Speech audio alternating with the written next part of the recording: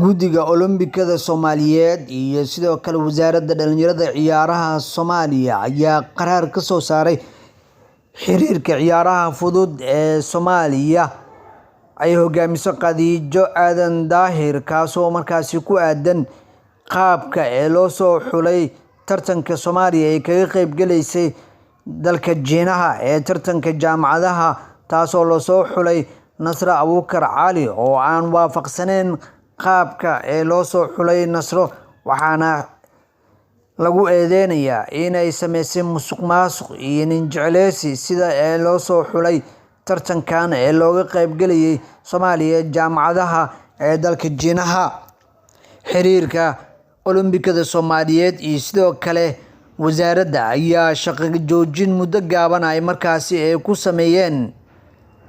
xiriirka ciyaaraha fudud ay hogaamiso Khadijo Aadan Daahir oo hadda ku sugan dalkaasi Kenya.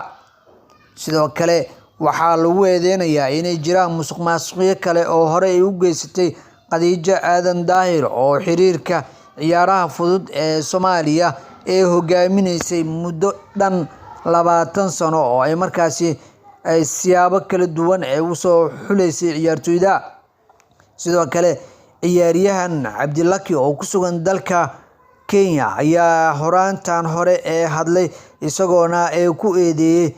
qaabka ay u wadaan hanaanka xulashada ciyaartoyda Soomaaliyeed. Cabdilaki hore waxa uu markaasi ugu qayb galay tartamo kala duwan oo markaasi ka keenay guulo waaweyn markaasi wax ku ool ku ah dalka Soomaaliya tartamadii uu ka qayb galay. Sidoo kale wuxuu ka mid ahaa ciyaaryahanada laf-dhabarta u ahaa kooxda horseed ee ciyaaraha orodada waxa uu hadda ku sugan yahay dalka Kenya.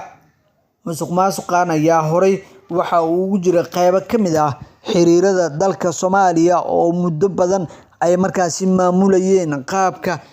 loo maamulay loo maray sharciyo kala duwan.